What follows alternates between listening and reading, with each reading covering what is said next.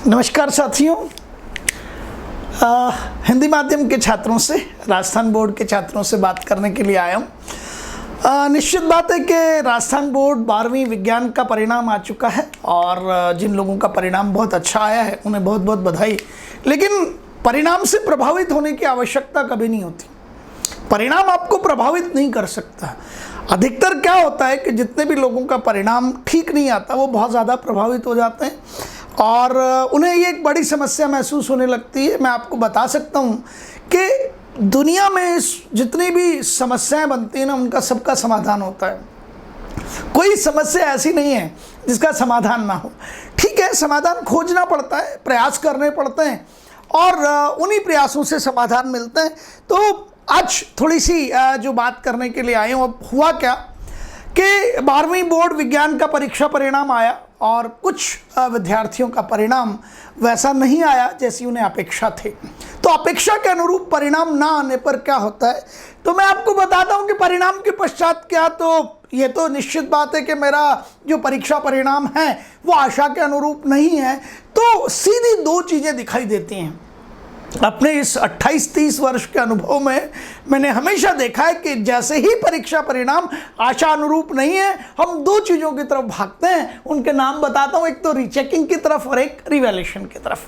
ठीक है ना, ये दोनों बहुत ही खतरनाक से शब्द हैं, आसान शब्द नहीं है ये किसी भी हालत में।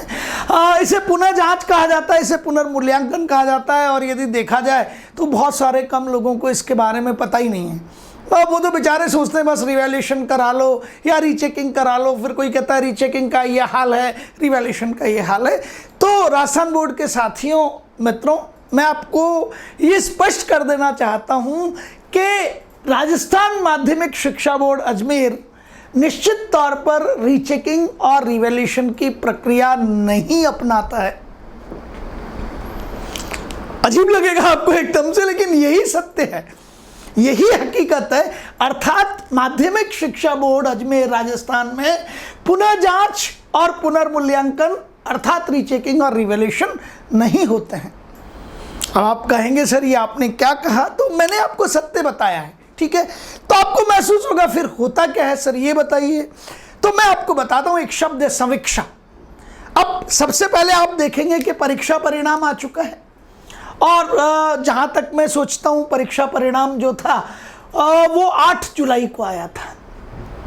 तो पहले तो आप 8 जुलाई से परीक्षा परिणाम से 7 दिन गिनिए। कितने दिन? 7 दिन। 7 दिन बिना विलंब शुल्क के आप समीक्षा के लिए ऑनलाइन आवेदन कर सकते हैं। राजस्थान बोर्ड की जब आप ऑफिशियल वेबसाइट पर जाएंगे तो वहाँ समीक्षा के लिए एक लिंक दे रखा है, समीक्षा के ऑनलाइन आवेदन का एक लिंक दे रखा है। तो आप उस लिंक पे जाएंगे, आप स्वयं भी ये काम कर सकते हैं या किसी ई मित्र की सहायता से ये काम कर सकते हैं। लेकिन परीक्षा परिणाम से कितने दिनों के, यदि विलंब शुल्क नहीं है तो 7 दिनों के अवधि में, और यदि विलंब शुल्क आप लेना चाहें तो 7 दिन के पश्चात फिर से 3 दिन की अवधि हमारे पास और होती है। ये मैंने इधर लिखा है, पर यही बता देता हूं कि हमारे पास 2 अवधि हैं। एक है आपके पास में 7 दिन की अवधि, ये बिना किसी विलंब शुल्क के है, और एक हमारे पास 7 दिन गुजर जाने के पश्चात फिर आपके पास 3 दिन की अवधि और है। ये किसके साथ है? विलंब शुल्क के साथ है।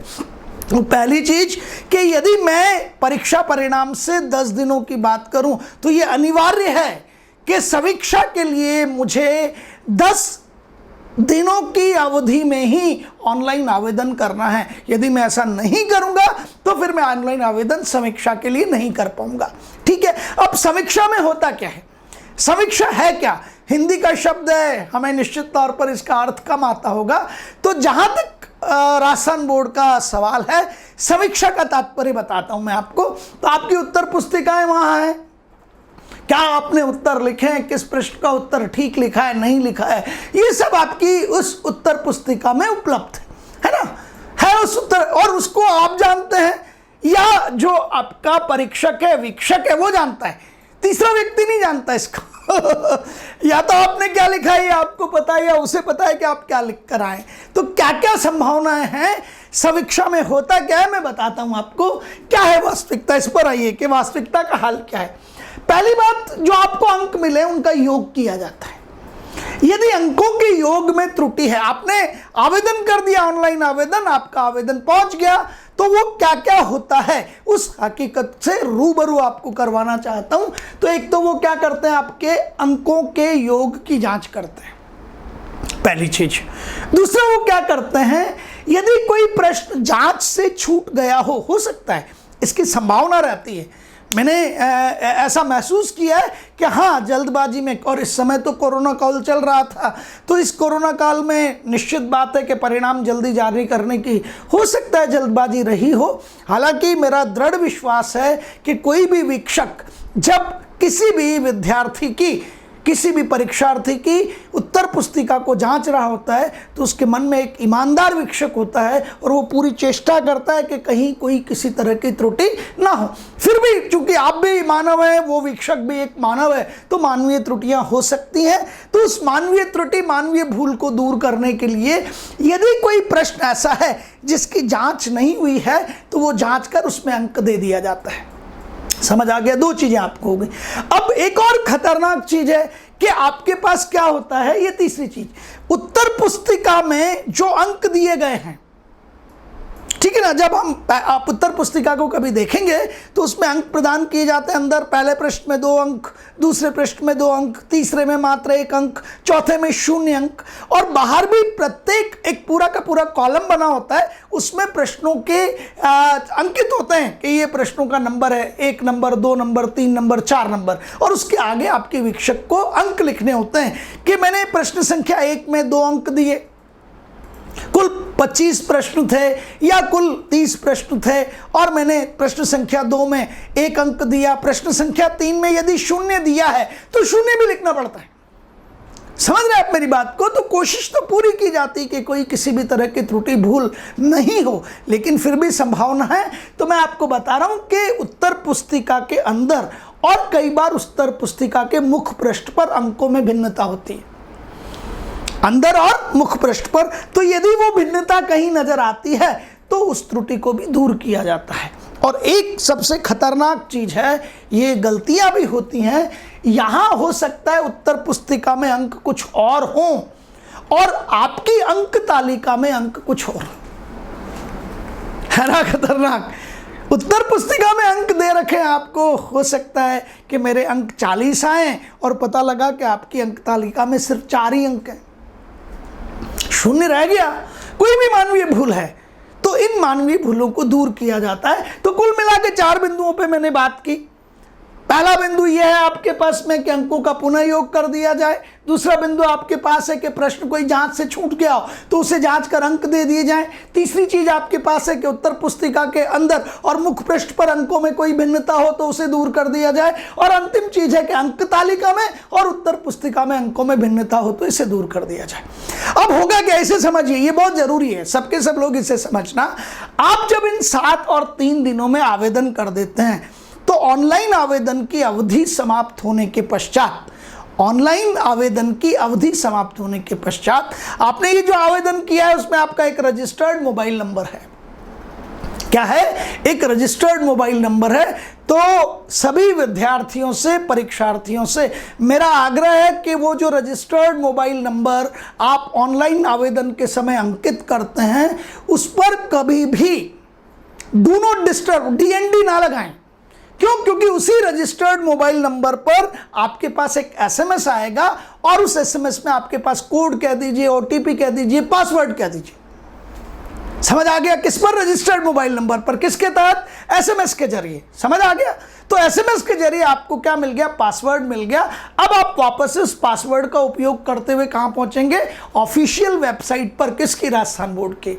और उस पासवर्ड की सहायता से जैसे ही आप ऑफिशियल वेबसाइट पर लिंक ओपन करेंगे तो आपको 2 चीजें नजर आएंगी। एक तो जो समीक्षा थी उसका परिणाम क्या रहा, एक तो जो समीक्षा हुई उसका परिणाम क्या रहा, और दूसरी चीज आपको क्या नई चीज नजर आएगी?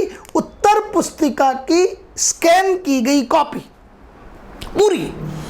आपने क्या क्या लिख के आए थे पूरा, वो उत्तर पुस्तिका की स्कैन की गई कॉपी आपको मिल जाएगी।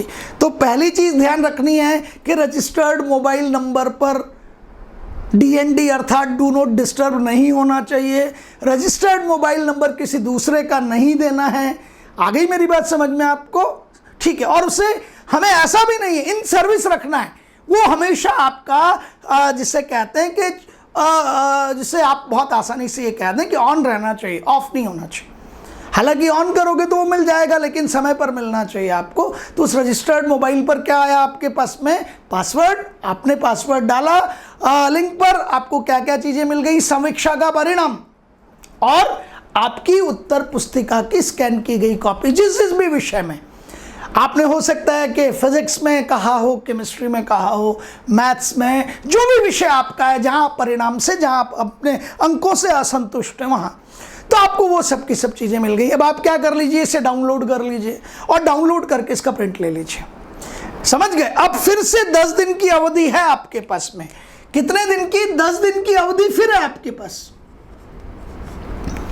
तो आप यदि अपनी उत्तर पुस्तिका को देखते हैं और आप अपनी उत्तर पुस्तिका को किसी विशेषज्ञ को भी दिखा देते हैं, तो उत्तर पुस्तिका को यदि आप असंतुष्ट हैं और किसी विशेषज्ञ की राय लेते हैं और आपका विषय विशेषज्ञ कहता है कि यहां आपको और अंक मिल सकते हैं, संभावना है, कोई भी हो सकता है कि आपको ये महसूस हो कि इस जगह पर ये त्रुटि है या ऐसी त्रुटि है या ये संभावना है, पर विशेषज्ञों की राय लें, विषय विशेषज्ञों की राय लें और फिर से आपके पास में परिणाम के 10 दिन के भीतर 10 दिन की समयावधि में जो भी आपकी असंतुष्टि है उस पर 100 रुपए की एक फीस जमा करा दें और फिर से आवेदन कर दें अपनी असंतुष्टि के साथ। और यदि असंतुष्टि के साथ आपके कोई प्रमाण भी हैं तो उन प्रमाण को भी आप दे सकते हैं, वो बेहतर रहेगा।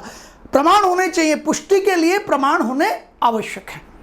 ठीक है, तो ये कार्य आप समयावधि में करें।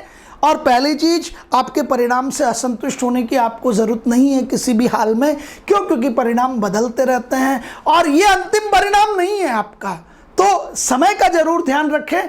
8 जुलाई को आपका परीक्षा परिणाम जारी हो चुका है। ये आपको अच्छी तरह से पता है कि यहाँ पर रीचेकिंग और रिवैल्यूएशन नहीं होता है। ये मैंने 4 बिंदु बताए हैं, बस इन पर कार्य होगा और फिर आपको उत्तर पुस्तिका की जिसे स्कैन कॉपी कहते हैं वो मिल जाएगी। वहां कोई असंतुष्टि है तो 10 दिवस के भीतर इस समयावधि में फिर से आप क्या कर सकते हैं? आवेदन कर सकते हैं। समझ आ गया? और यदि फिर भी कोई परेशानी आपको है तो क्रेडिट जी का हमारा एक ऑफिशियल पेज है, आप उस पर उठाकर लिख दीजिए और आगे बढ़ जाइए। क्रेडिट जी निश्चित तौर पर आपकी सहायता के लिए तैयार रहेगा। धन्यवाद, शुक्रिया।